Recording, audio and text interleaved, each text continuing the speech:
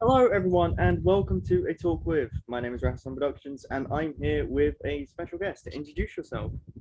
Hello, my name is James York, aka the Queer Doctor from TT's productions of The Queer Doctor Adventures, or Doctor Who: The Queer Doctor Adventures. First thing I kind of want to ask you about is your fan doctor, because of course, well, actually, before I get to that, how are you today? You all right? I'm doing absolutely well. I have been very excited to speak to the wonderful Rassilon. I've heard so many wonderful things. And obviously I've been an avid watcher of many of your, I was about to say products. I'm like thinking, yeah, this lovely product here, this lovely product here. But no, just been a massive fan of yours since sort of like sort of knowing you were in sort of the part of the Doctor Who sort of realm. So yeah, so this is a bit of all this exciting nerves, and it's like, yeah, I'm poised and ready. It's lovely to talk to you. And thank you. That means a lot. So I kind of just want to start off this like by discussing the queer doctor, your fan doctor. Because it Yeah, wasn't. First thing is that it wasn't on TT Productions at first, was it? It's recently moved onto it, hasn't it? it has, yes. So I originally started Queer Doctor um around sort of 2020. I decided to go and put it on my own channel. Mm. And then sort of around the time of season two, I was working with obviously with the whole of TT Productions. You Yeah. know, I'm very much one of the founding members, as many are. And so I believe it was Abby, the wonderful Abby Louise, or as I can remember her as Abby of Traken. Um, I know, I know, but back in the good old TikTok days. Good old days, yeah. So yeah, so for me, what was she kind of said, oh, you know, I would love Queer Doctor to come and join the TT universe, because at that time of when season two was coming out, there was sort of and ahhing, is this separate to TT Productions, even though TT Productions was mostly making it. Yeah. And I thought, you know what, I trust them, and obviously I'm still in charge of it, which is a fantastic, which is still absolutely fantastic. But still, I get the support and the wonderful creative side actually of TT Productions. And yeah, no, it's absolutely amazing, sort of with the journey of Queer Doctor and TT Productions, really. Yeah, I've worked with Abby on a few things. Not really writing wise, more like I've been a voice actor for the Mm, series Scarlet Lust. Of course, yeah, we were voice actors together on a sadly now cancelled project because that was Harry's series. it was. Yeah, It was it kind of Shockwave?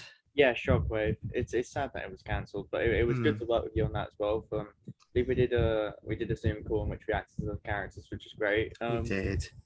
What's it like, kind of like, because with working with TT Productions, did you kind of, because they have kind of a similar thing to what we did on that Zoom call, like they all get in one call and talk, act it out together in Yeah. live. Was it like that before you entered the TT Productions, like you Oh, moved to TT Productions to Red Dot the series, or was it? yeah. I mean, when we started Queer Doctor, it was really the first sort of it was the first Doctor Who thing that we actually did together.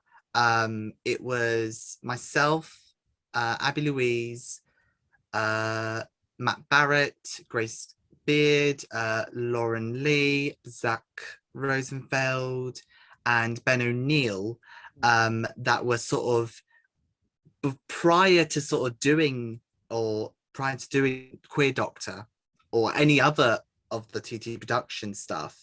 Um, we were just, a podcast series. We were more sort of being more of a fandom Yeah, aspect.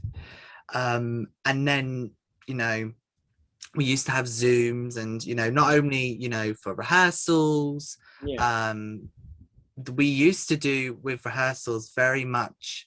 Um, we would, yeah, Zoom for rehearsals, and then people would record their lines sort of in their own time, or they Yeah. had a deadline. And then until we found this lovely thing called Zencast, and which is fantastic because it is like Zoom, but you are recording. It's like a podcast software that you can use. It's totally free. I feel like I should be doing a sponsor. It's like sponsored by Zencaster. Not legally sponsored, gotta say. Not legal. Oh yeah, not legally. Yeah. Oh yeah.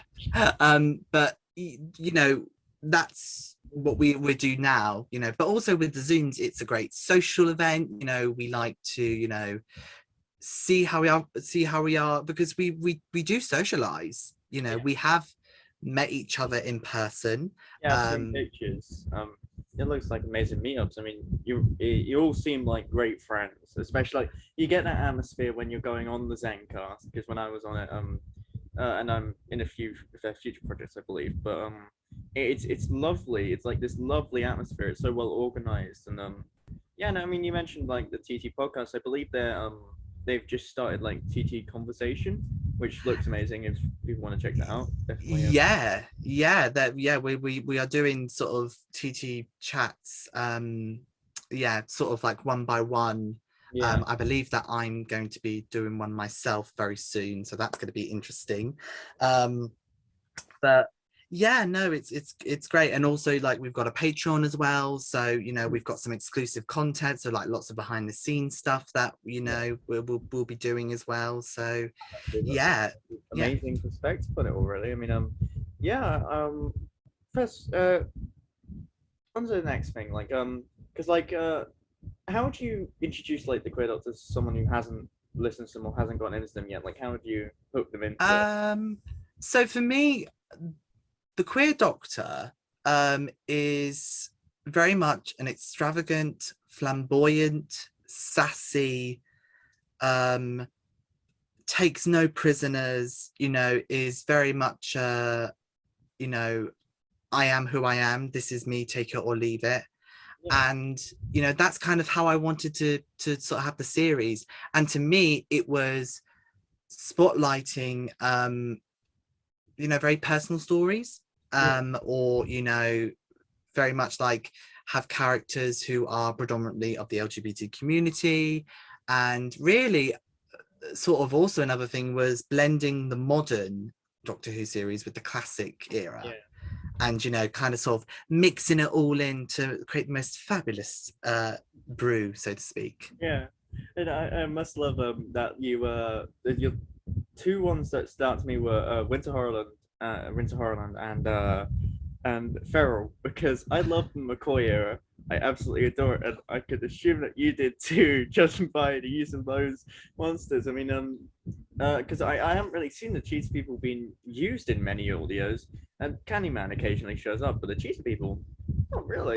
Yeah, I mean, Feral to me is actually one of my favorite stories that I've written, and to do actually. I've always, to me, Survival, I think, is one of my favorite Seventh Doctor story. I don't know why, but as soon as I watched it, I instantly fell in love. And obviously, with hindsight, it was, you know, it kind of sort of what if Doctor Who remained in the 90s, that's how I looked at it.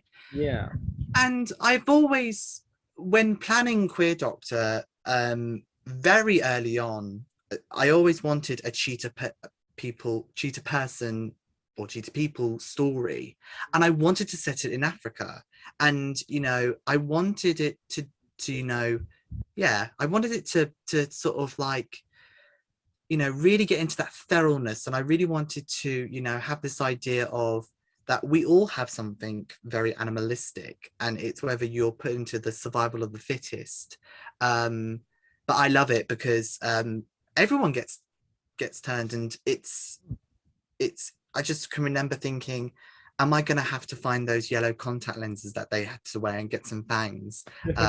Almost did, but it was, yeah, it was a fantastic story to write, and it was very easy to write. I want to take very obscure Doctor Who monsters and give them justice, because the cheaty people can be scary, and I was scared of them, especially when I first saw them.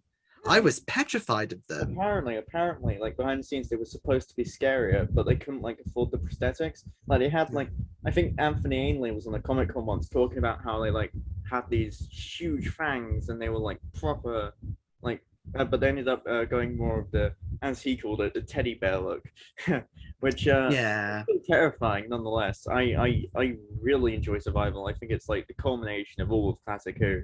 Like McCoy era anyway is like a comfort watch for me, which is saying something considering quite a lot of it, well, not quite a lot of it, but towards the end it gets quite dark, but the darker stories are kind of my comfort episodes, like Curse of Fenric, Survival, I mean Ghostlight. I absolutely adore Battlefield. Like, I think Battlefield is brilliant. I love the Sylvester McCoy era. If I had to take an era that I had to basically be locked away for a good amount of time, aka lockdown, thanks to BritBox and my wonderful DVD collection, it's perfect. And especially when it is the Seventh Doctor and Ace, to me that is how you do a great Doctor and companion pairing. And in fact, actually, Ace inspired me to do the companion of TJ, which I'm wearing right here, the lovely little artwork by Sophie. I recognize the art style. It's amazing. Oh, no, it's so, Ace, really influenced me, and she was one of my favorite companions. And I think it was this year I got to meet Sophie Aldred for the first time, and I was going to be composed. I was going to be this. I was like, story a few times, but I think you may have heard it on the Aiden one. But I've met Sophie Aldred 3 times this year. I've met her at LFCC, and because she was one of my dad's favorite companions, so we talked about that for a bit, and I talked about how like it's a comfort era for me. And I met her again at Bedford Who Comic Con, which was delightful because like they do these sketches and they did like Desert Island discs, but it was like Terry Molloy as Davros and Sophie Aldred played the presenter, and like we also got to see her play Ace on stage, which was great. But also like she was like they didn't have any people to like hold out the mics and stuff, so she came off the stage and she was like handing out mics and stuff, and I brought my, because Colin Baker was there as well, so I brought my Doctor in Distress final along, and Sophie Aldred stood next to me, and I asked a question about Doctor in Distress, and then because she was stood next to me, I just pulled the vinyl out, and then she took it up stage, and they all read from it. It was brilliant. And we just had a lovely chat after that about a book and everything, and that was like 2 days before the centenary as well. Like so we didn't know it was going to happen. That she was just trying to be silent about it. And then the last time I met her was at LFCC recently, and because she recognized me when I walked up to her, because I always wear my own Doctor's costume whenever I go to Comic Cons, so it's quite easy to remember what I look like. Yeah. And so we chatted, and it was like long time no see. I could see her in the centenary and stuff like that. But it was after the Comic Con when I was walking down the street and I tripped over someone's luggage. Turns out it was just Sophie Aldred. And oh my goodness! We said hello again, and then we just chatted a bit, and then we walked to the station. I was on the opposite side of the platform, and she was like over there. I was over here, and she just gives me the biggest wave as her train comes, and I like wave back. And it made my year. That made this decade for me. Just waving Sophie Aldred as it was brilliant, absolutely brilliant. She's one of the nicest people, and I'd say she's one of the nicest people in the Hugh community. Absolutely, I can completely agree. Yeah, I went to Sheffield. I went to Valiant, which was a Phantom event, and it was actually my very first ever convention. I've never been to a convention ever since. Wow. And it was Colin Baker, Sophie Aldred, and Joe Grant. Katie Manning. Katie Manning's delightful. She's she sat down towards me and we had like a 15-minute conversation, and she had the most fabulous boots, and I said, oh my god, like, and I was just like, I was in like Doctor Who heaven, and to meet Colin Baker, who actually inspires the Queer Doctor a bit, I will have to say, especially with the sass and the yeah, the way that I was kind of sort of originating the role, I was like, he's going to be 6, but a lot more sassier and with a lot more camp. I've met Colin 5 times this year. I've met him so much to the point in which like I don't go up there for autographs anymore or like to take photos. I just go up there to chat. It's just the same with me and like Sophie and Colin, and it's more like casual Colin because we'll like talk for like 10 to 15 minutes, like how you do with Katie, and it's like at every convention I just ask them, how's your day been? It's just like it's a wonderful like conversation to have. I mean and I mean talking to Sophie, I mean she's influenced so many people in the community, especially like in terms of identity, and especially with like it was like a big leap, like not too big a leap on the show because they got away with what they could at the time, which is sad because they should have been able to, show a full identity, which I believe Big Finish has, because I believe Big Finish gave her a girlfriend at one point, which was amazing. Yes, they did. But like, there's friends of Ace, and like she's inspired so many people, and yeah, I'd like to talk about because of course we discussed this beforehand for anyone watching, so of course with questions, so like in terms of questions, such because I'm a cis white male, I'm as generic as they come very much, so I'd like to kind of delve into like because of course like with your series it's very much based on you inject a lot of yourself into inject a lot of identity in the LGBTQ plus community. I just want to talk about how like that perspective on the show and like from just talk about and that sort of how that has gone into your series and how and just celebrate that side of the fandom. Yeah, I believe Doctor Who has a huge queer following. It has a huge LGBT following. It has for all of that for us, especially for me as a queer person, as a gay man. It is a safe space for me. I have met many other LGBT people because of Doctor Who. Obviously, you have not only people in front of the camera that are proud allies or who are of the LGBT community, but you've got people that are like Ross C. Davis, who when I started watching Doctor Who, which was in 2006, I just missed the Christopher Eccleston era, just missed it, just about. So I had, oh god, I'm showing my age here, DVDs. I watched the DVDs first, and then there wasn't no iPlayer or anything like that. It was you either had the DVDs or you would watch it live, and just it felt safe. And I started getting a crush on David Tennant, as I was going to say, as most boys do. No joke. But for me, it was a safe space. And then when I was sort of discovering my sexuality, and when I was not getting it very well received at school, I was very severely bullied from being gay, and it was a very hard time. But what was so fantastic was I could go to these adventures, and I could go to people like Ace, who we all knew that she wasn't. We all knew. Yeah. We all knew that there was something fruity going on there, And I would also say, and that kind of got me thinking, what if the Doctor had regenerated and was a proud queer person? How would he react to certain things?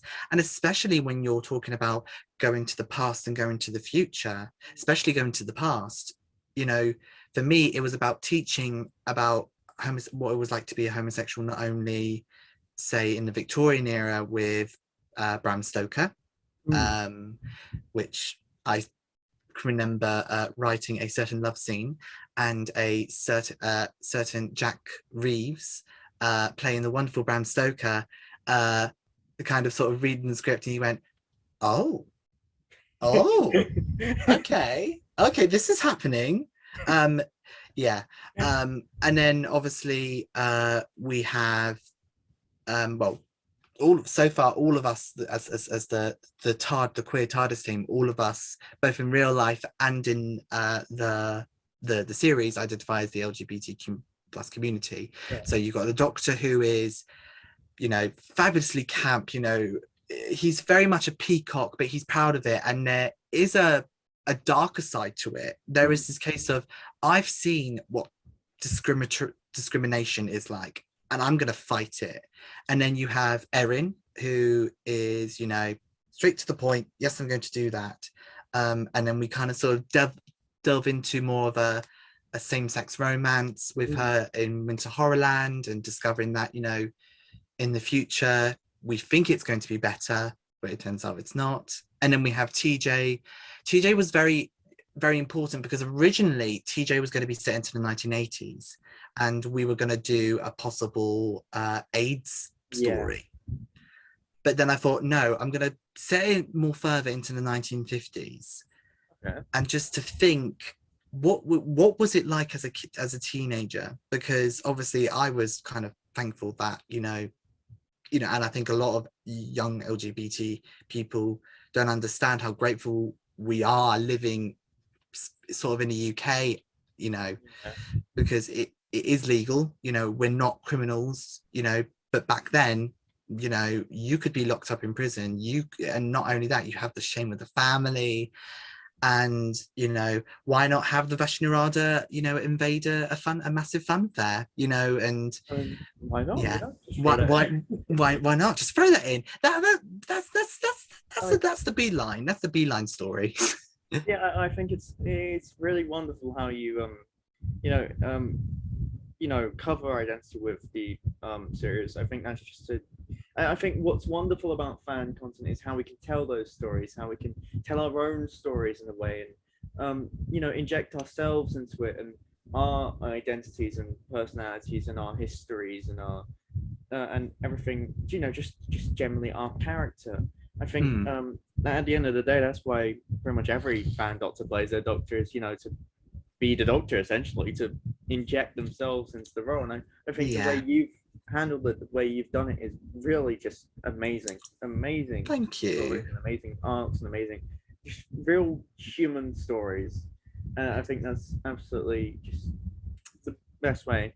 Thank you. That's very kind. Oh, I feel slightly a little bit lump on my throat. Oh, that's so lovely of you to say that. Oh, don't, because I think the stories that need to be told as well, especially. And I hope when Doctor Who comes back and Rusty Davis comes back, especially, I feel like stories, like I said, the stories that these characters go through that you've created, I feel like they need to be like stories like that need to be translated on stage. I mean, Rusty Davis created the amazing Itterson, and that series was beautiful, and it was so tragic and so human. And that to me is very much a case of I would want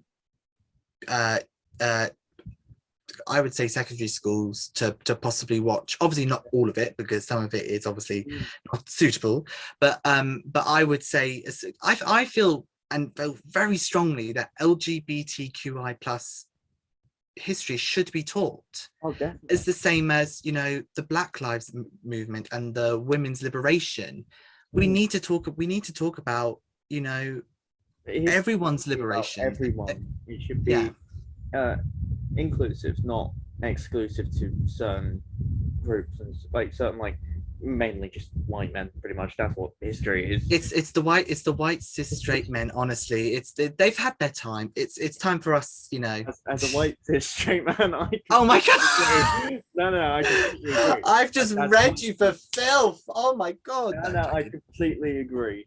To an impossible degree. I couldn't have put it better myself. Like, it's at its time. History needs to be inclusive, not exclusive. It does. And it does. It's kind of that.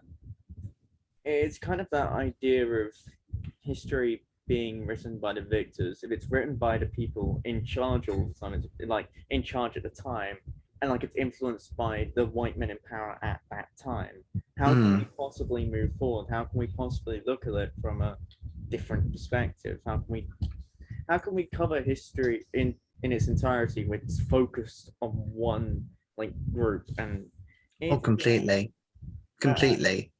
And I completely admire Rossi Davis for telling those stories. I mean, I went to the BFI screening where they had some of the cast there, and Rossi Davis himself, and it was amazing hearing the man talk about it and watching all the sad scenes on the big screen and letting out tears.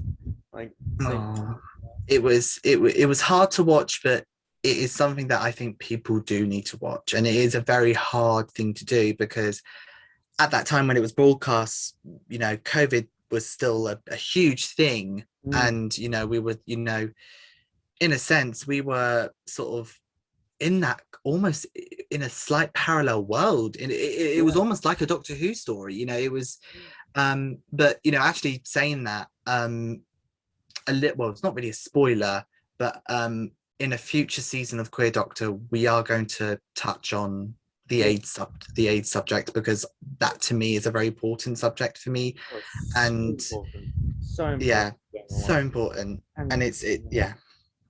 Yeah, and I feel like it's stories like that that need to be on the show as well, like the official show. And I hope Rusty Davis takes the opportunity to do that, especially with Shooty Gatler taking the role as well. I feel like he can be very much similar to your Doctor in how he.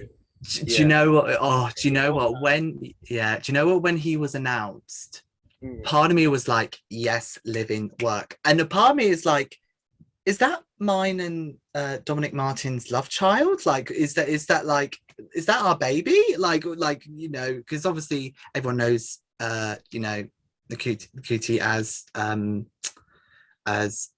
person from Sex Education. Yeah. I think it couldn't go to anyone else, and I'm so up for what they're wanting to do. I say to Rusty Davis, go hard or go home. Definitely, let's do it. Because my Doctor, he is. Because my Doctor wears heels. He runs in heels. It's definitely style. I mean, I imagine heels is definitely quite difficult. But where is it? Let me just see if I can find them. It's definitely it's a great look. It's a great look. Just hang on. Yeah, here we go. This is what these are the Queer Doctor heels. I've actually got the costume. Yeah, I noticed the lovely £5 from ASOS scarf that I was like, that would look nice. Trying to find the replica is the most hardest thing ever. But yeah, these are the shoes. 5-10 minutes, fantastic. After that, yeah, it's a bit okay. An hour doing photo shoots and running. Oh my god, I was like, get me some comfortable slippers. I'm like, I wear heels, most of the time, but it's those ones hurt a bit. So I know how other people who wear heels on a daily basis know how they feel. Yeah, I mean, never personally worn heels myself, but I can imagine it's kind of. I think everyone should wear heels, regardless of their sexuality or gender. I think it's. That looks nice. Yeah, I think again, it's it's just a personal thing for me, and also my love of drag as well, which goes on to a very interesting story about time fracture. I love time fracture. That's come up a lot on this show, so please, by all means. So I was heading to the very, very, very, very last showing of Time Fracture. My phone got stolen. And so I was absolutely story going. Yeah. And I was absolutely like besotted, and I, was like I was like, right, the police were there, and they kind of sort of was like, right, do you want to go to Time Fracture or do you want to go to hospital? Because I was clearly shaking. Yeah. Of course I would go to Time Fracture. I was like, I'm not gonna miss this.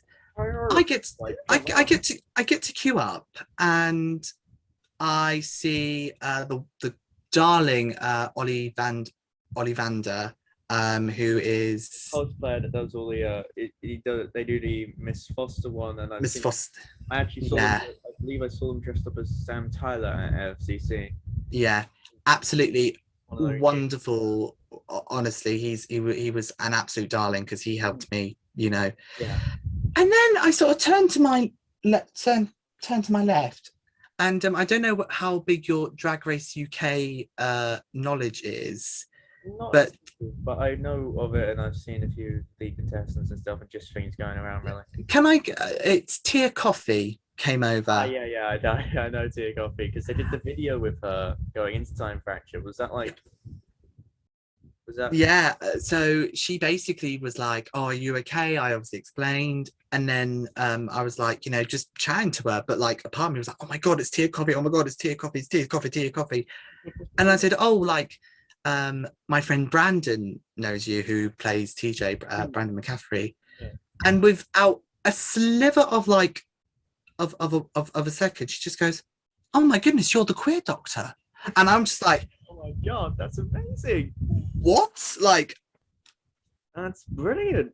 because Tia Coffee listens to has listened to some of the audios, Oh wow, that's and genuinely amazing. That's brilliant. I'm how do you think I feel? Like, I'm thinking this is a person who I rooted for.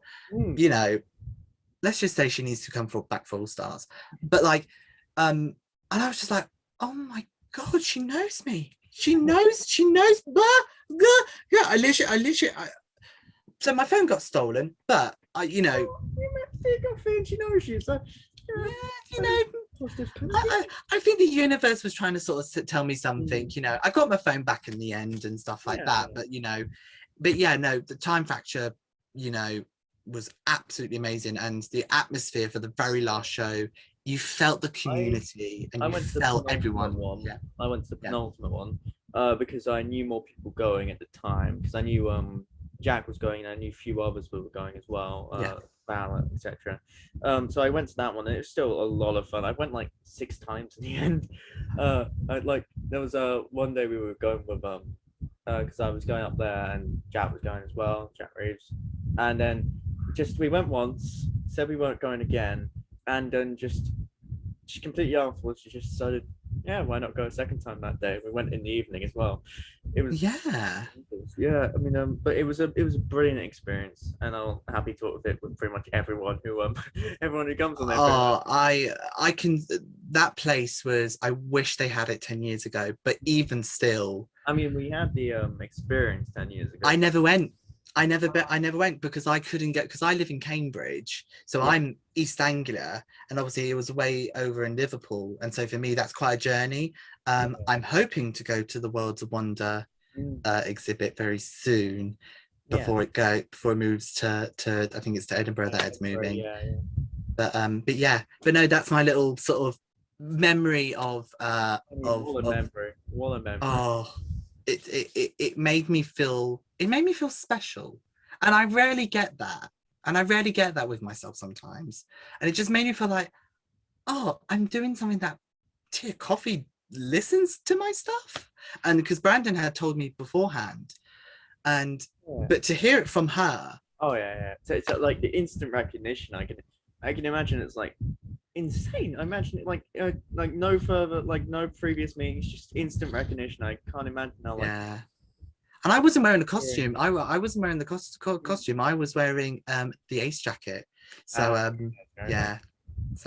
So just by face, but yeah. Yeah, I can't imagine how that made you. Like it must have been like similar to, because like when I met Sophie Aldred and waved at the train station, it's kind of that sort of similar feeling. I can imagine like it makes your year, makes you just yeah, it's right here. I feel it's right here. It could be gas, but it's right here. Yeah, I feel like. And yeah, so the next thing I kind of want to discuss, of course, is obviously this show is so inclusive. It's unreal. It's a safe space for a lot of people. I mean, obviously not for the same reasons, but it's always been my safe space. It's always been my go-to. It's always been my comfort. I mean, even one of the scenes that provided me with a lot of comfort also brought a lot of people a comfort for similar reasons to the LGBTQ plus community, because that was the Phasmin scene. Because of course the Eve of the Daleks, that scene brought me comfort because it was aired on the same day that my dad passed. So having that kind of beautiful scene with like the music playing in the background, that track was so amazing. Having that kind of scene between these two characters unapologetically loving each other. I even told like Mandep Gill when I met her how much that scene meant to me for those reasons, and Jodie Whittaker when I met her as well. But that scene and that episode was so important to me, and I think it was important to other people as well. But obviously for me, it's different reasons. What was it like for you, having this. Oh, my dog is barking at the door. But how was it like for you, uh, and your friends, and like how that scene was portrayed, and how, having an openly gay, well, sort of couple. They're not really a couple yet, but having But there's a sort of a yeah, bubbling. having that sort of representation. How was that for you watching that? To me, how that is, to me, it is it's wonderful. It's absolutely wonderful. Obviously, I think there's a lot of fan service with that.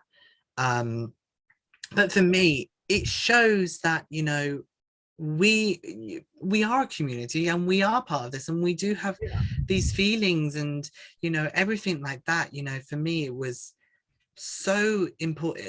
It was kind of a, okay, this is fantastic to listen, because I've had definitely those conversations of like, oh my god, I really like this guy. Wait a minute, it's a boy, another guy. Oh my god, what's going on? And I think with Doctor Who and the LGBT community, especially with other characters, characters that are in the closet, or characters that are openly, like,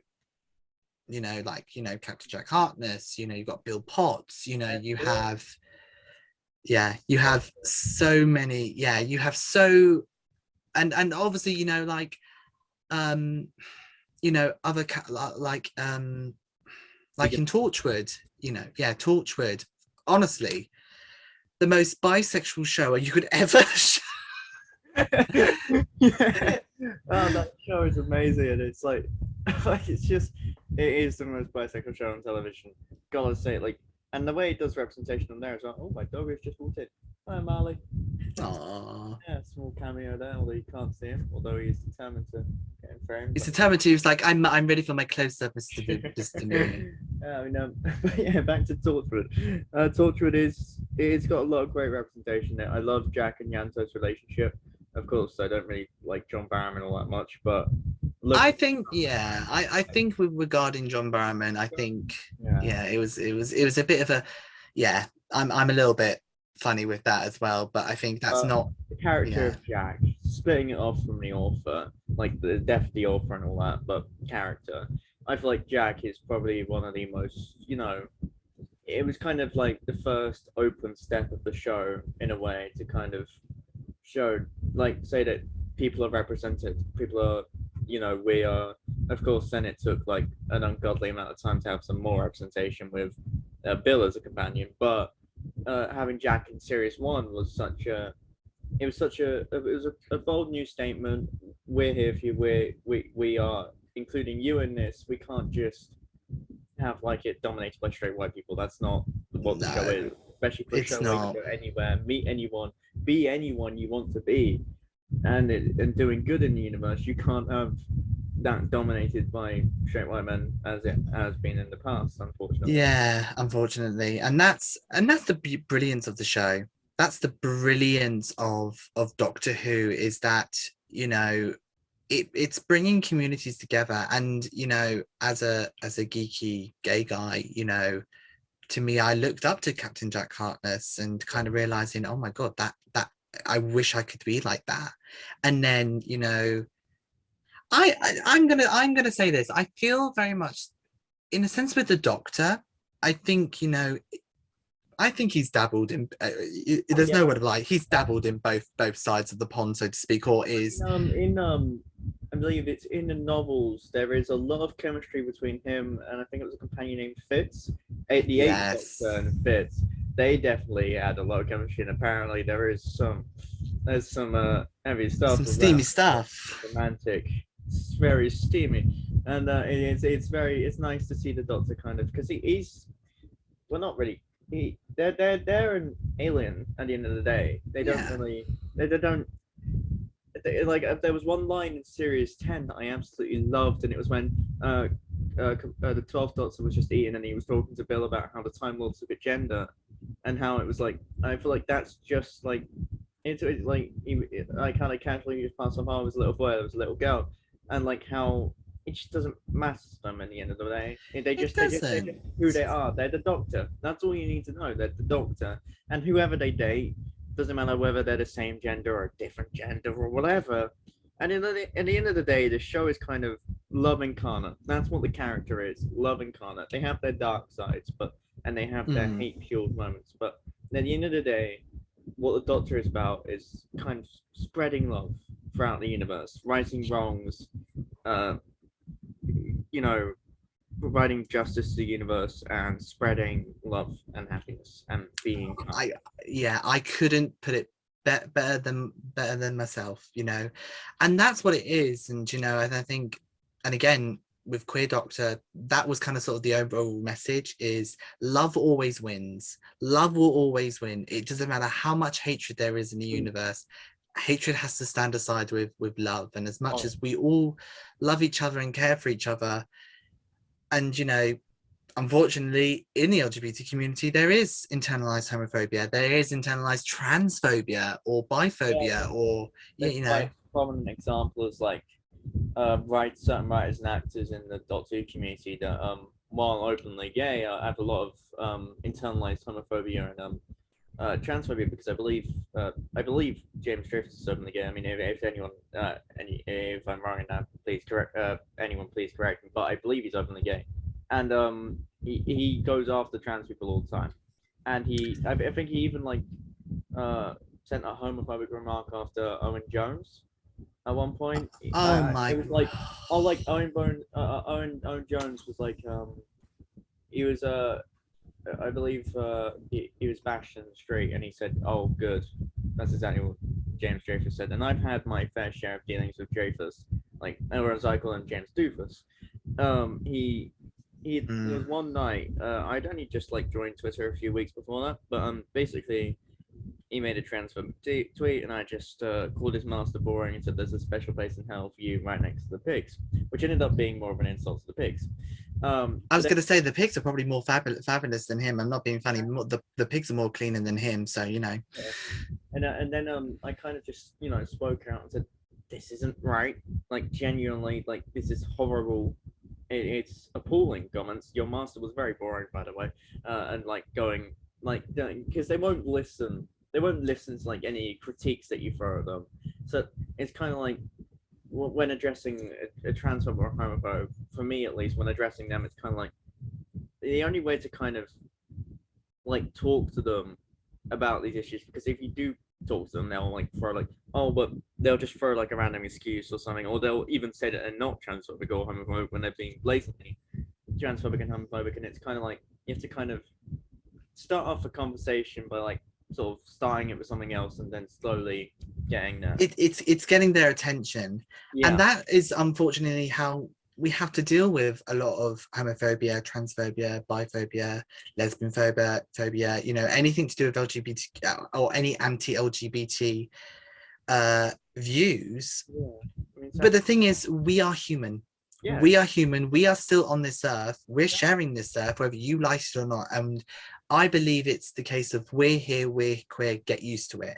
And I think with any of the writers who have done Doctor Who that have been that way, or believe in that set, believe in being incredibly transphobic or incredibly homophobic or anything like that, you're doing you're doing a massive disservice to yourself, because there are loads of people that love Doctor Who, that of the LGBT community, and may have liked your stuff and written your written stuff. I'm not going to lie, I have had a few people that have kind of sort of tried to come for Queer Doctor, saying, why are you doing the Doctor as a gay person? Why is he this camp and ridiculous? I think someone said to me, you need to turn it down. Why is it this camp and ridiculous? Have they never seen the show? Have they never freaking seen Time Lash? Have they not freaking seen I don't know, I'm trying to think of a really camp episode. I mean, Candyman. The Happiness Patrol. I mean, have they not seen Battlefield is very the camp energy there is just off the scale. I mean, even even back in the 60s, he even managed that campus, and that was the 60s, for God's sake. I mean, because in 1967, homosexuality was decriminalized, so that would have been around Pat Troughton's time. Yeah. I mean, the second Doctor and Jamie are definitely a couple. Just Oh, saying, yeah. completely. I swear. But they're almost like ultimate couple goals in a weird way. I kind of want them to succeed. I'm like, Zoe Harriet, love you. You know, you're fabulous, but give me my boys. I Give me my mean, boys. with Big Finish kind of doing season 6B now and bringing Jamie back alongside second Doctor on his own, they could do it. They could do it. I think there's got to be something. I mean, like, and this is where sexuality come to it. They could, Jamie could be predominantly straight, but like he could easily have maybe fall in love with the Doctor because he's had a lot of adventures and there's a mutual understanding maybe.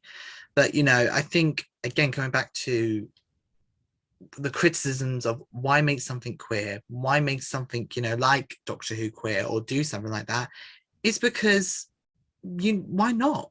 At the end of the day, I'm doing this, not only as a creative outlet and to really help me, and we'll probably go into that a bit more later.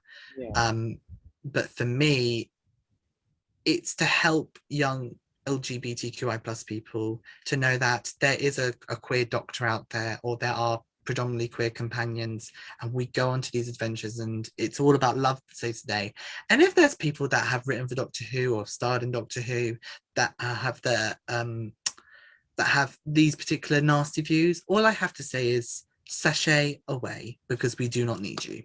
Couldn't have it better myself. And Love a bit of RuPaul. I mean, yeah. So moving away from the kind of horrible side of every, writer and everything, and these all these actors.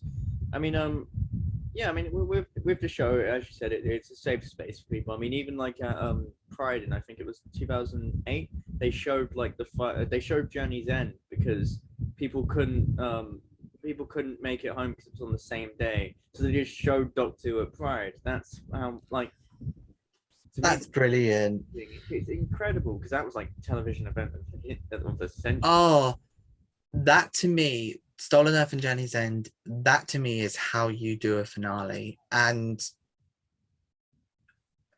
no, I'm not going to say. And another finale I really love actually that I discussed last time with Aiden, or was it James? Well, no, it was James actually, James Sutton, which might not be out yet because that's an ungodly long episode. My dog is marking you. He agrees. He's like, yes for the Journey's End.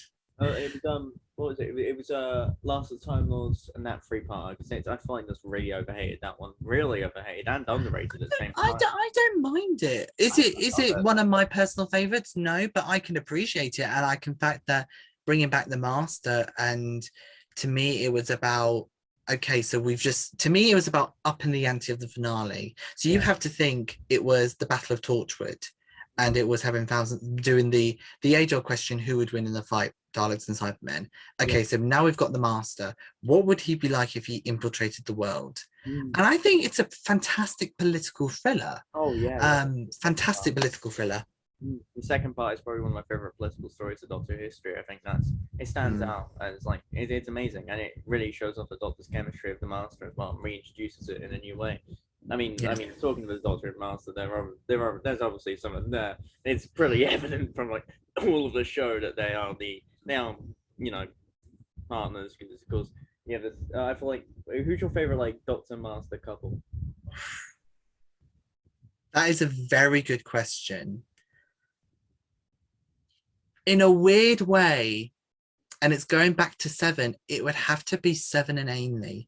Just Anthony Ainley, because I think Anthony Ainley created that wonderful role of, obviously, Roger Delgado did it, beautifully, started it fantastically. And, obviously there were other masters beforehand, for like one-time masters.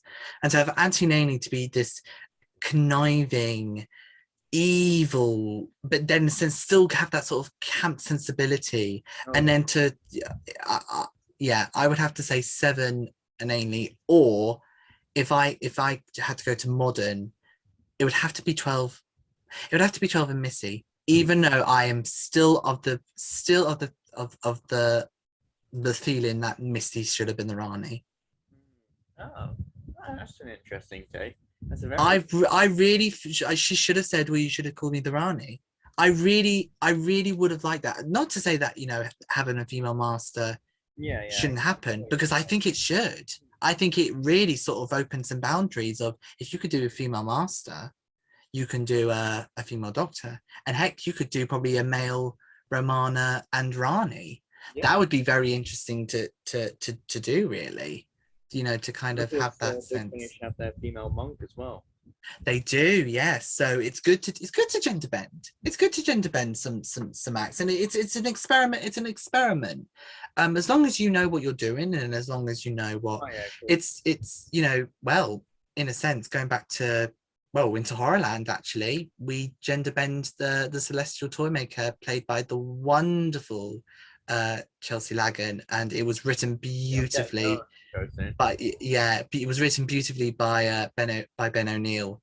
He actually was the first writer out, apart from me, that has written the Queer Doctor.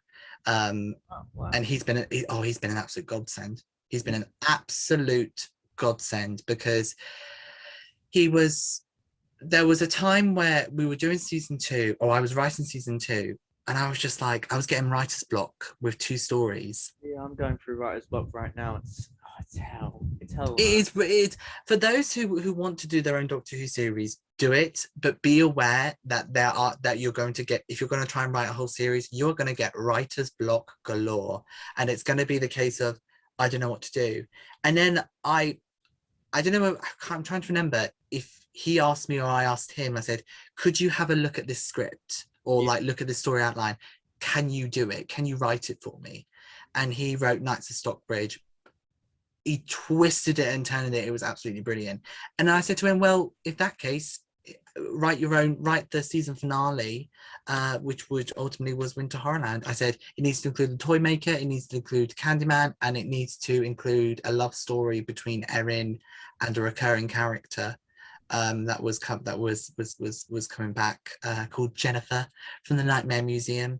I like to sort of interlink my OC characters in sort of the universe. Yeah, I had to discuss with James, and I don't know if that will be out yet, but he kind of like compared, like, Russell Davis kind of plays like 4D chess for all of his characters, like even like the hand of the 10th Doctor played a big role in Torchwood, and then it came back in series 3, and then played a big role in series 4. It's kind of like interlinking all these like characters and plot points. It can be a lot of fun when it comes to when it comes together. When it comes together. Yeah. But yeah, what's the future looking like for Queer Doctor? Because now you're on TT Productions. I mean, obviously without spoiling too much about what's coming ahead, like, what's your sort of... So at this moment, we are doing our first spin-off, which is Melbourne Mysteries, which is coming out in September. It is starring Matt Barrett, who is a TT staple. He plays the wonderful Professor Ian Melvin, who was in the Nightmare Museum, and he basically gets a little gift from the Doctor, a little robotic dog, and they kind of have a few ventures together. And then as for Queer Doctor, we season 3 is ready in the pipeline.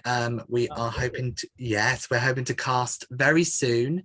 And let's just say season 3 is going to really up the ante, and it's going to, this is where the story really kicks in. For me, I've made a full season plan. And I've always said that it's 4 seasons and then we're done. So we're now halfway through, and shit hits the fan, basically. I'm not going to... I love to hear it, though. I mean, I love it when shit hits the fan in fan productions, because, like, us as fans, we can go truly bonkers while writing.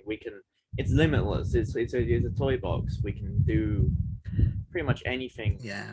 As long as it, like, doesn't cross any boundaries or anything, like, when it doesn't become Doctor anymore. But I mean, probably there's plans of techno in terms of that, but I won't spoil anything. Like, in terms of doing stuff that's not inherently Doctor Who, and putting a doctor in that situation. But I won't spoil any plans. Yeah, but yeah, so I think for me, season 3 is gonna, and like I said, we've got the scripts ready. We're just gonna be casting. I've already cast a few main roles.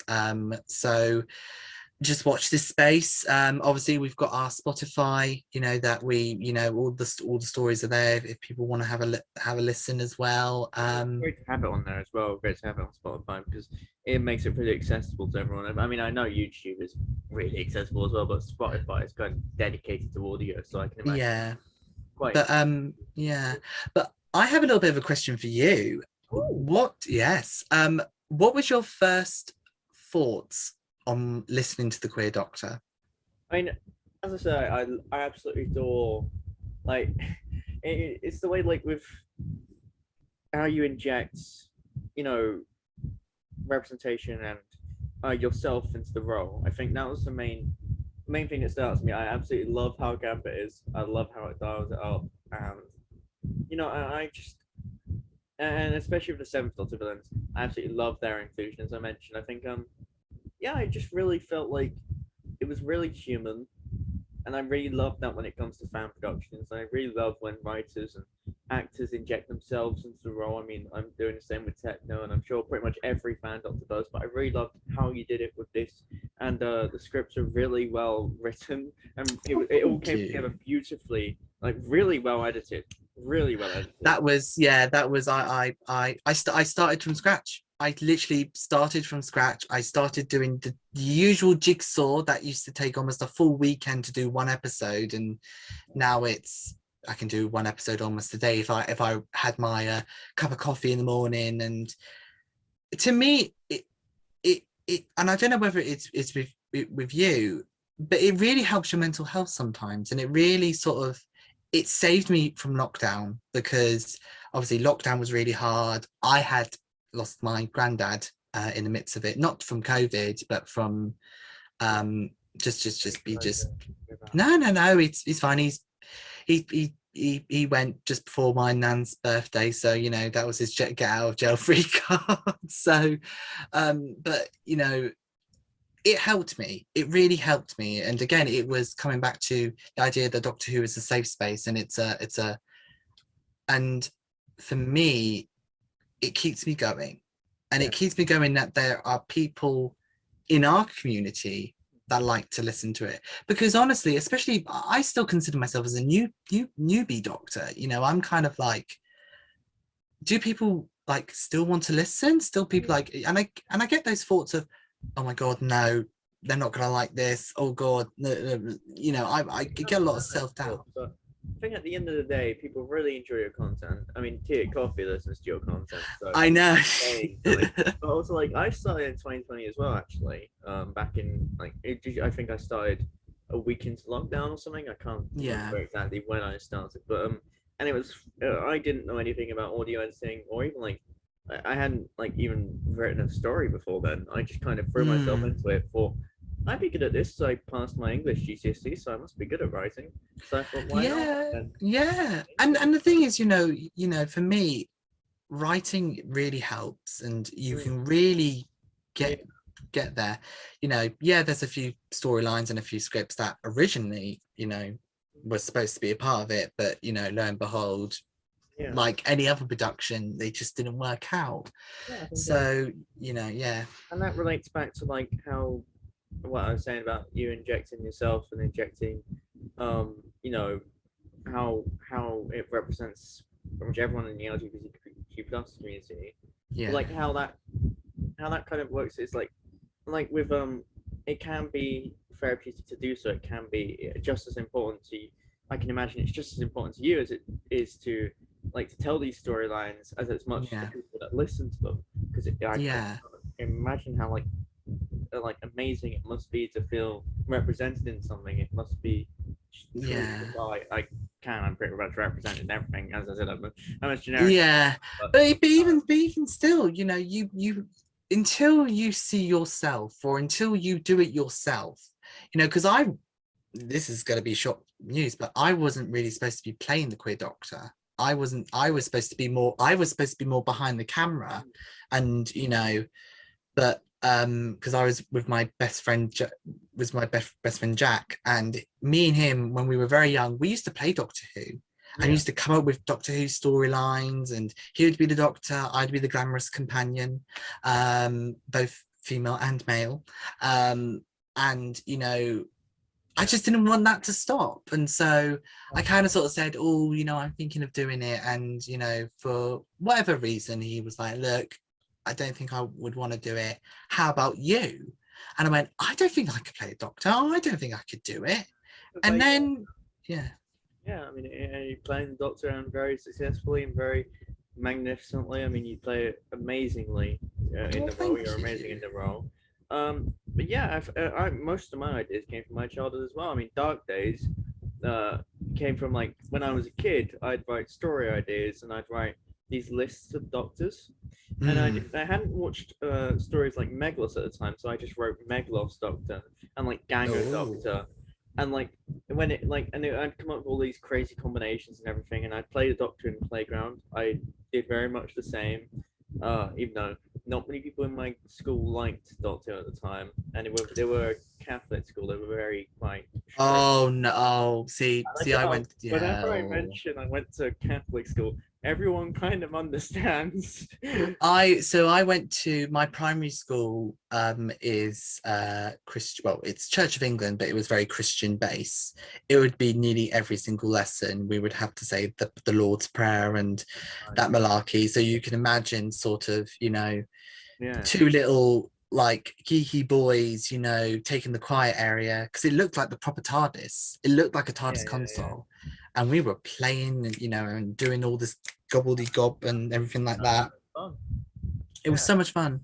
And, to put it onto screen. And like I said, I mean, what was it? You say it was Dark Days? Yeah. Oh, it's brilliant.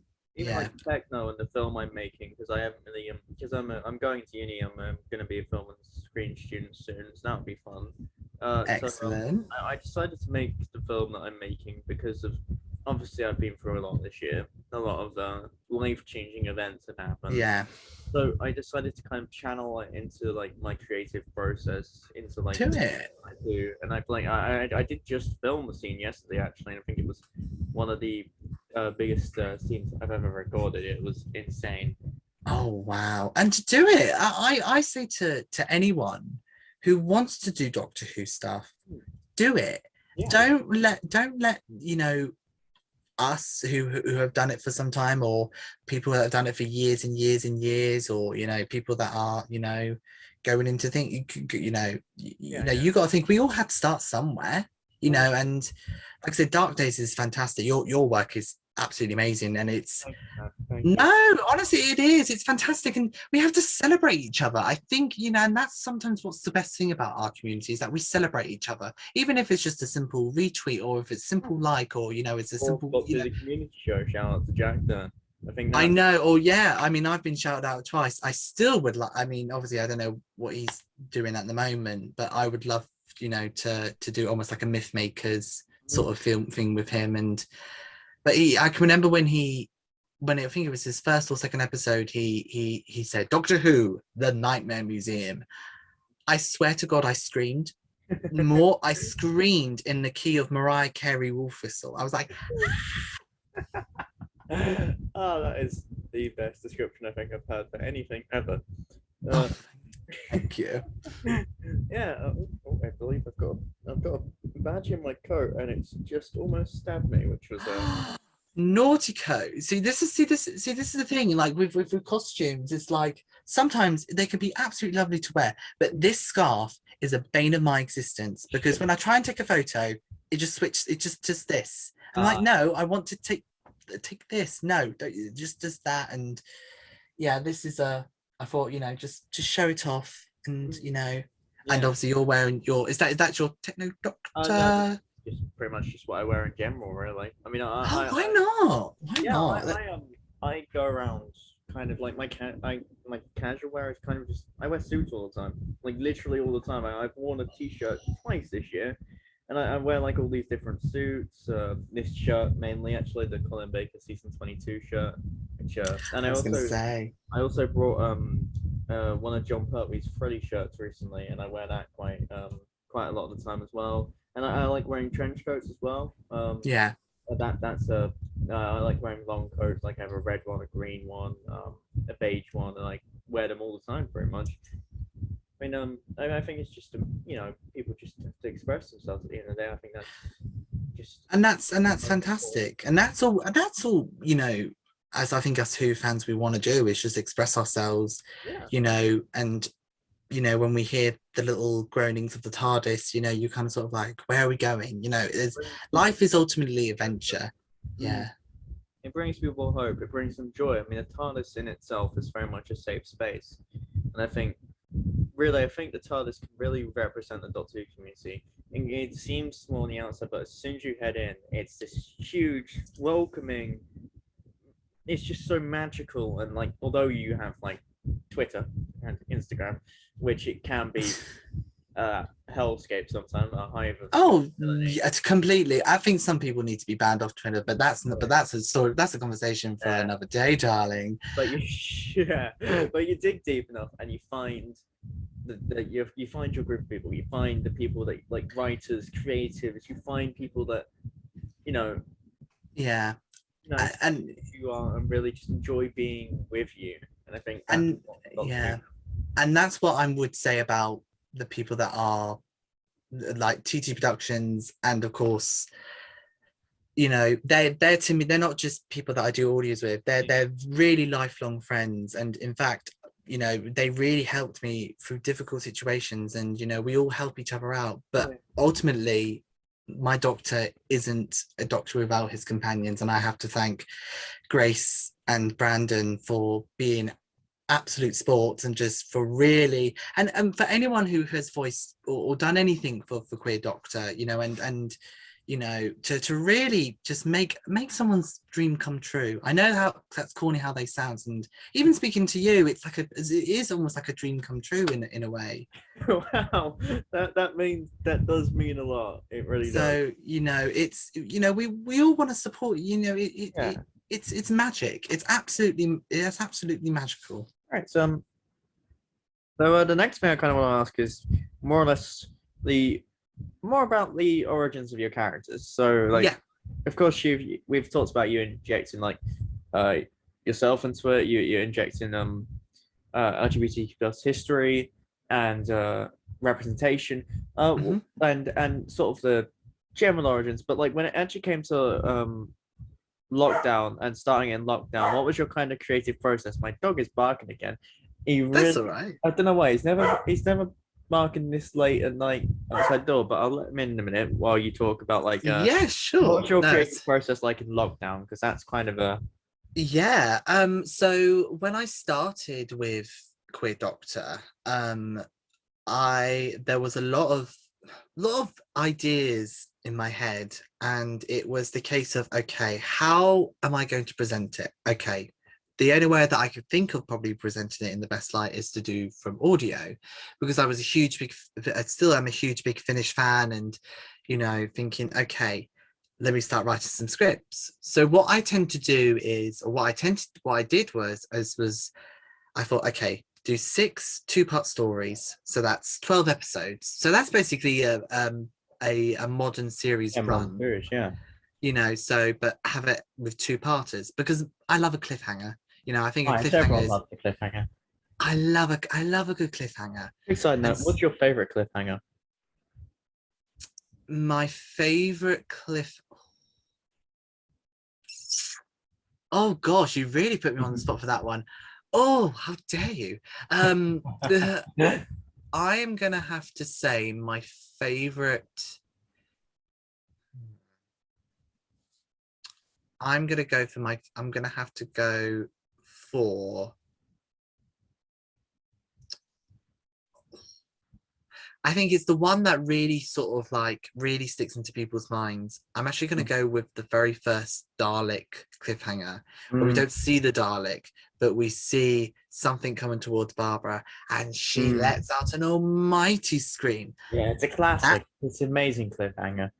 It's brilliant. But yeah, so I was like, okay, so the original series was going to be Earth-based or slightly Earth-based. Yeah.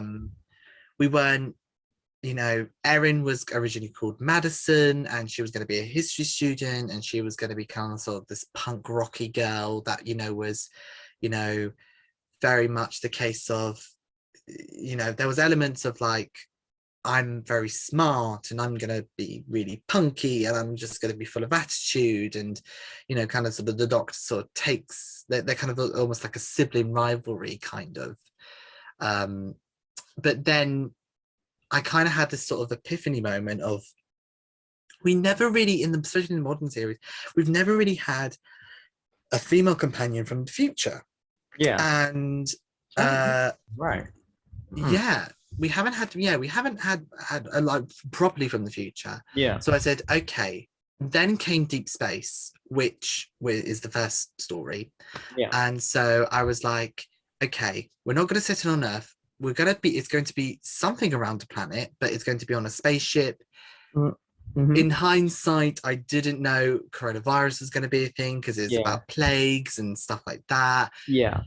And then introducing Erin, who was originally going to be played by a friend of mine, but she couldn't do it. So Matt Barrett said, oh, you should check out Grace Beard and just ask her. And I'm sure if you go to interview her at some point, she will probably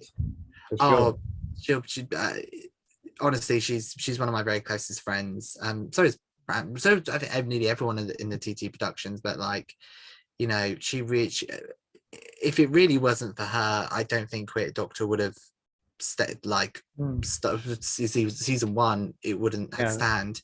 And she was nervous, and we were kind of like, hi. And then I was like, right.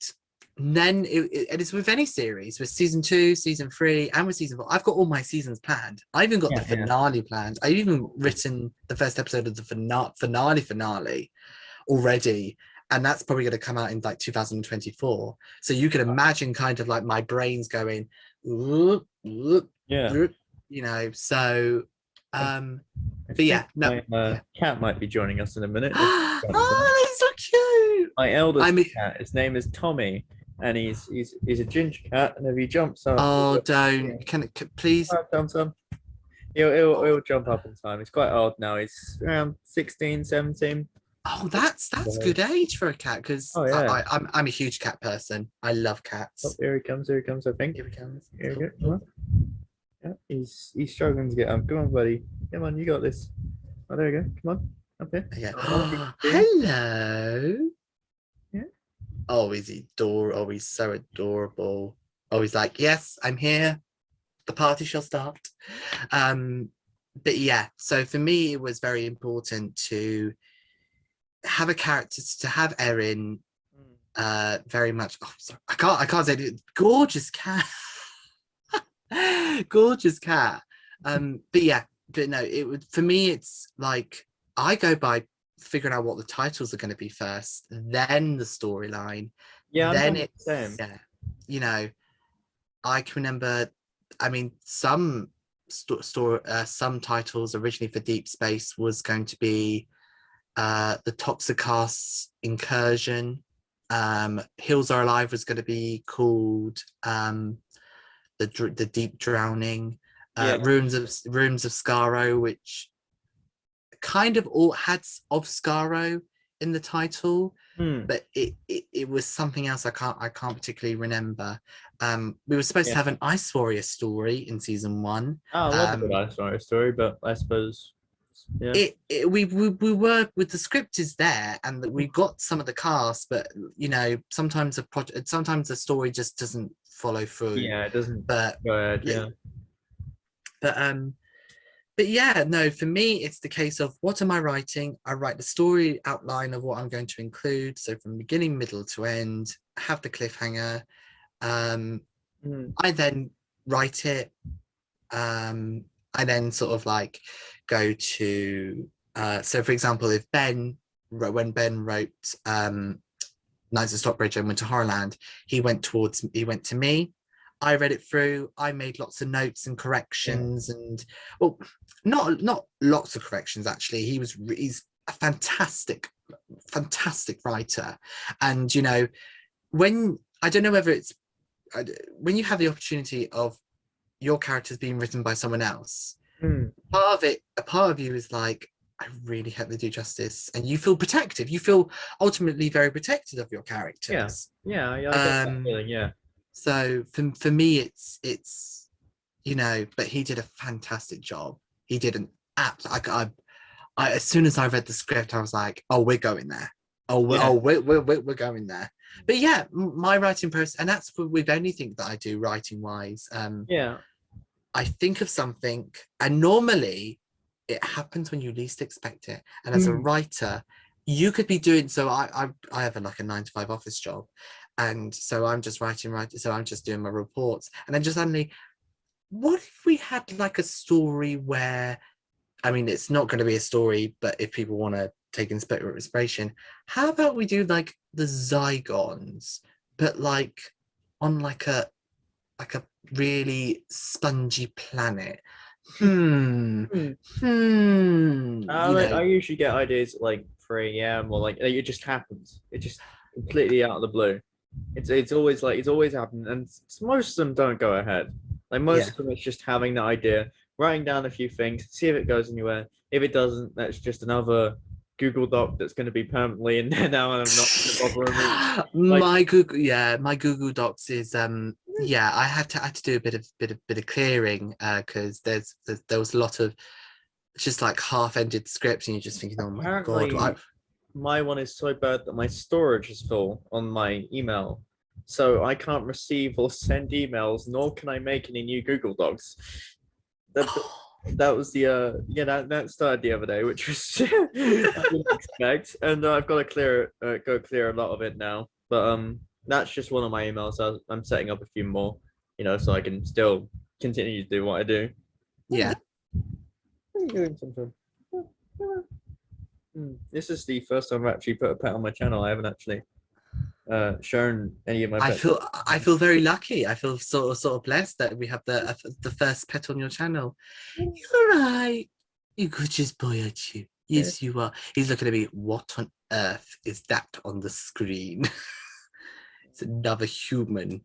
yeah, he's I purring at the moment. He's getting a lot of purrs. He's very he's very this cat usually purrs more than anything. He's not really he meows for food constantly. He eats a lot nowadays, like a lot. But he's getting old now, so yeah. But he's yeah.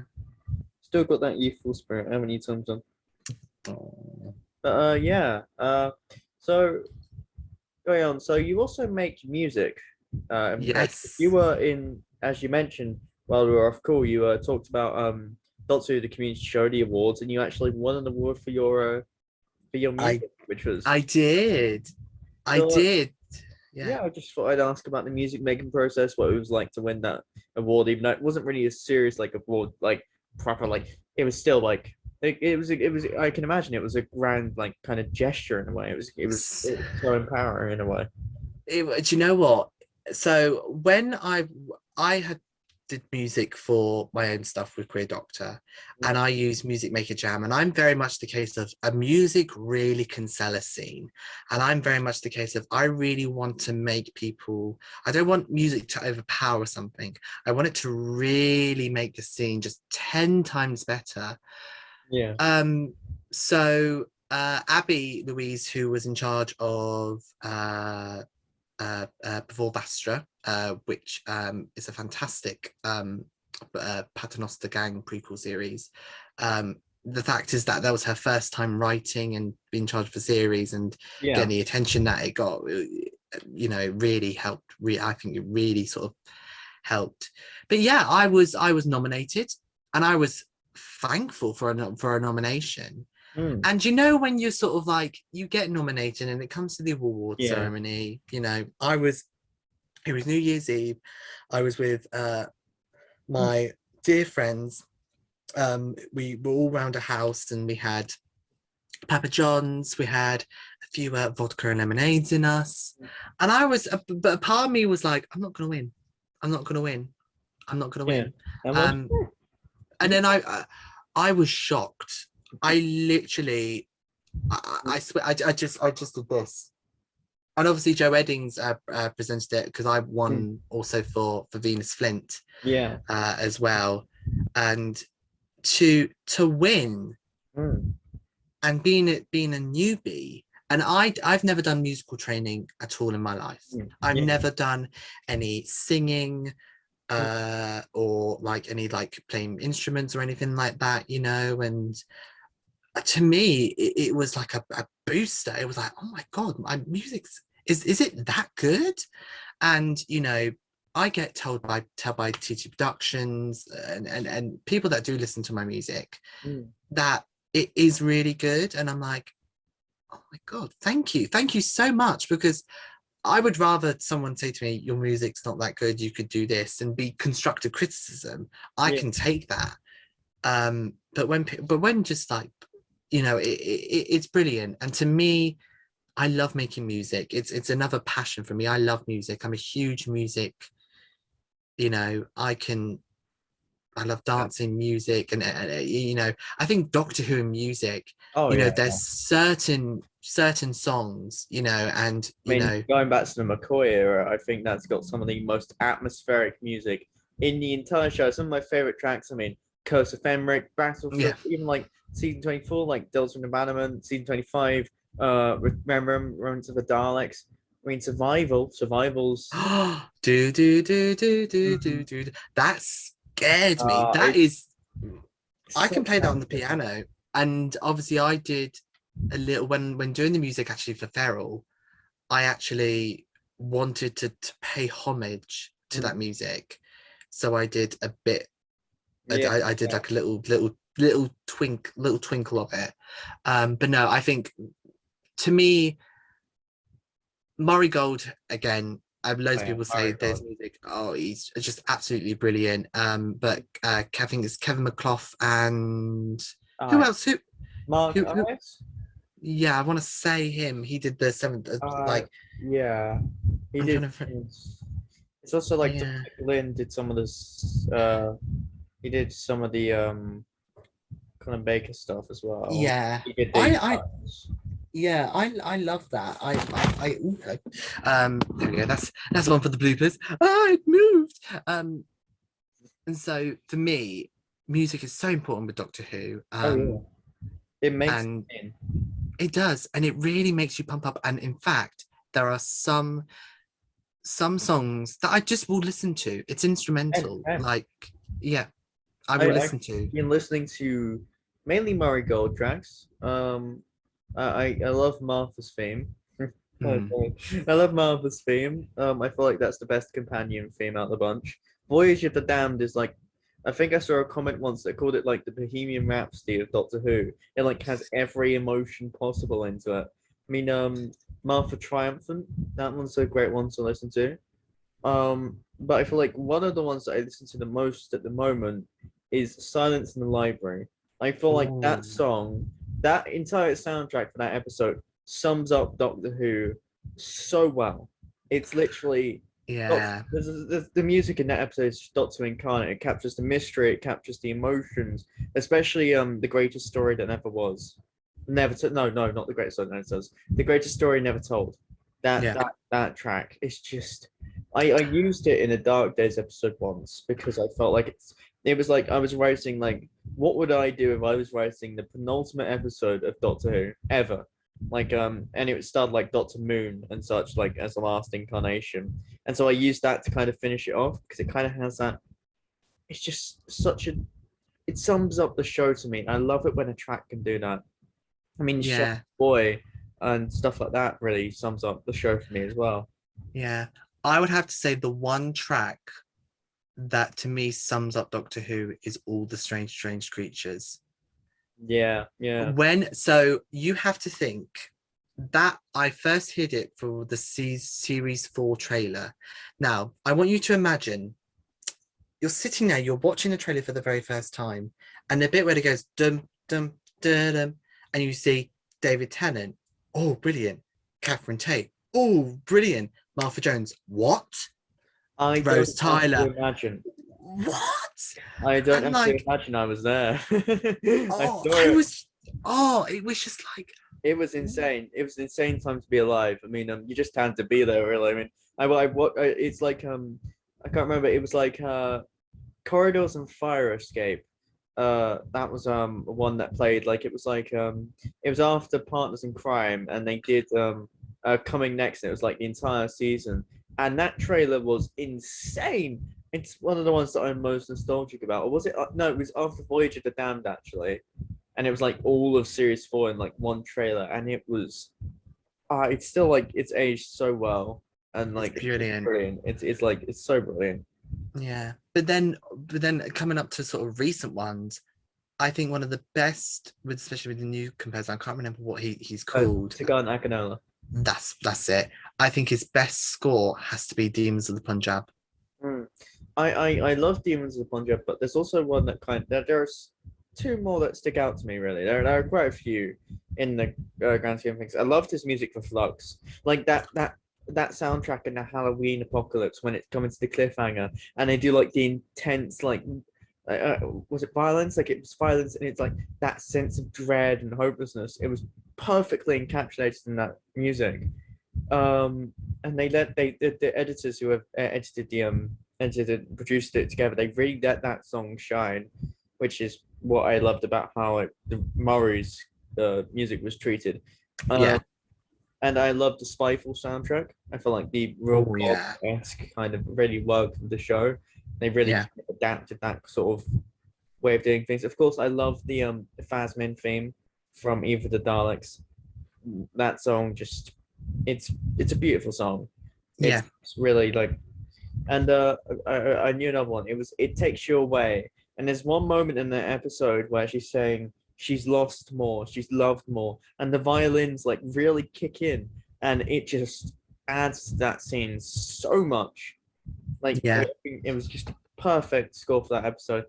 And a lot of people treat that Sigun's work more as background music, but when you actually look at it through the grander scheme of things, it does show up. Like it's noticeable quite a lot. It's very ambient still, but then you get like a few banger tracks like Spy Master, Mm. Roof's theme, The Lighthouse, all of Flux's music. But then music needs to be ambience. The thing is, Yeah, music sets the ambience. exactly. And I think, yes, Well, and I would have to say a criticism of Mario Gold is that I think yeah, sometimes the music is too loud or it's too in mm, your face sometimes. And, yeah, not to say that but then that's with any composer, you got your good side and your bad side. I just think with music and Doctor Who, it doesn't get, I think, and well, of course, mm, the theme tune, as God, soon as you hear the first bum bum bum, like, oh, it just, you know it get straight away. It's just, shivers. You I get remember shivers. as a kid just waiting for new title sequences, and like every new reveal for a title sequence would blow me away. And even like the Whittaker one, waiting for that, and like what's it going to be? What's the soundtrack going to be like? What's it going to look like? And the hype I had as a child, and even like as like an adult waiting for it for Whittaker was just insane. It was just like it's the same with TARDIS series and everything. Really, it's just what's it going to look like? It's going to be amazing. And like Yeah, the and theme that and that's especially. yeah, and obviously, like when you have your own Doctor and you create your own theme tune, Mm, um, when I would, because I had two theme tunes, one, well, both that I made myself. yeah. Um, one I did completely from scratch. It was good, but then I was like, there's something needs to be more. So I revisited it for series, for the sort of the end of series 2, and Mm, I think it's obviously now on with the TT production stuff, and yeah. with the song, with the episodes now on Spotify. They've got the new theme, and in fact I used or like obviously brought some of Dalekanium's, Oh, you signed up for a Patreon and you were able yeah. to Darling use. GM really just they do amazing music. I'm working with them on something can't really say what yet, but it's gonna. Uh, if I could have an inch of his talent or their talent, sorry, and I would totally just be absolutely the one theme is the one thing that kind of I was like, this is the Queer Doctor's Doctor Who theme is the 1989 version that Yeah, he made. it's so good. It's brilliant. It's fantastic. I mean, I used what was it? Time after was it time after time? Yeah, Where it was really like it was kind of based on years and years. I've been using that for Dark Days for like 50 episodes now. But like I got Jed to make an original one for series two, yeah. and like Jed's amazing. oh, If brilliant. He's just Jed is awesome. absolutely brilliant, and actually, I've spoken to him a good couple of times, and he's not only is a gorgeous person, he is. His music is. I mean, I think it's far better It's than mine, genuinely, I and think I think top tier stuff. And I talked to him about it. He was actually my first guest on this show. Actually, it was yeah, he was. I can remember. yeah. Then I talk to him all the time. I've got him helping out with my fan film scripts, and he's an amazing writer and he's an amazing He music is. maker. It's brilliant. He is, and I think for me, he actually also sort of like gave me some words of encouragement as well, especially with Same here. Queer. And I showed him the new theme tune, and just the look on his face of like this, and I was like, okay, is he like it? And he showed me how like, and we shared music because obviously we're both making music and stuff like that, and it's great to bounce off with someone with like a Yeah, yeah. composer.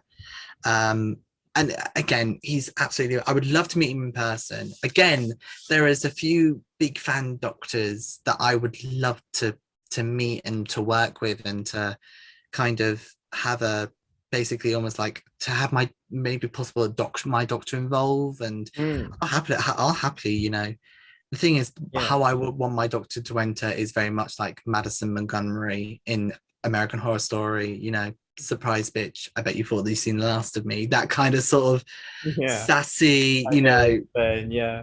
Yeah, that'd be brilliant entrance. I mean, but yeah, I mean, of course, we're talking about like there's, you'll be in the Endgame saga at some point, and of course, I can, of course, put put a query of a few other doctors, perhaps, maybe have a few I doctors mean, who all like I can me. say, all I can say is that he is very much a flirt with any gentleman doctor. So talk about self love. But I think for me, I'm just happy to to know people, to get to know people, and to see what you know Yeah, if people want to write for Queer Doctor. I mean, by all means, there's plenty of time, or if people want to use Queer Doctor, just come and ask me, and or I mind would taking love, temporarily yeah. with fans. Yeah. Oh, I think. yeah. No. Very mind taking. I, yeah. Yeah, no, So, he's fast asleep. He is fast asleep. He is. But yeah, so are there any other projects in the pipeline, or is it solely focused on Queer Doctor for now until it reaches the end? She said 4 series, and that's it. And I really like yes. that because I know there's Yeah. Yeah. yeah, Because originally I was going to do 5 seasons, and then it kind of sort of dawned to me of I think four is enough. I think four yeah, is enough. We've got obviously a spin-off obviously called Melbourne Mysteries. So that's coming out in September yeah, time this year, just before Queer Doctor season 3. mm, In fact, we're about to rehearse, but by the time we're recording this, we would have rehearsed for the last sort of episode of the series of this sort of pilot series, so to speak. yeah, And then because I did like a little, how like some Marvel does like a plan. yeah, yeah. um I have announced that I'm doing my own Torchwood series called Torchwood Cambridge Blue. Ooh, um but I've got bits of storyline. It's just something that is going to be it's going to play before we go into the finale. So to me, it's how it's going to go. It's Melbourne Mysteries, Queer Doctor series 3, Queer Doctor series 4, Torchwood Cambridge Blue, and then the finale where yours truly gets a big 4-part regeneration story. So Yeah, I think that'll be amazing. I look forward to seeing what's in store for the future for Queer Doctor. And yeah, so uh, I guess yeah. So should we round it off? I suppose I just think we think. should. I think it's been an absolute pleasure. Thank you so Oh, much for. it's been a joy. I mean, Tommy's enjoyed being here as well, haven't you, Tom? I'm sure he's very comfortable. I'm sure he's He is very comfortable. He's just fast asleep and then purring and just doing what cats do. But yeah, it's been wonderful talking to you. Of course, this is kind of the first time we've properly like talked on a call. We Really, have. This is our first and time. it's been Our very first time. it has been wonderful talking to you for the first time, and cheers to many more conversations in future. Yes, hopefully. Thank you very much for having me. It's been a wonderful talking to you. Thanks everyone for watching. You got any channels and stuff to plug? That's the main thing. Well, obviously we've got the TT Productions, which will obviously be in the description box below with our Patreon. Obviously, there is the Instagram and Twitter for Queer Doctor. So if you want to see our artwork and keep posted, then obviously that. And then yeah, just those are sort of those are the ones that, as now being in the house of TT, so to speak. Queer Doctor season 3 is coming very soon. Well, all those links will be in the description. Thanks for watching, everyone. Thanks for coming on the show. And yeah, make sure to subscribe. And yeah, see you, everyone. Bye bye. Thank you. Bye.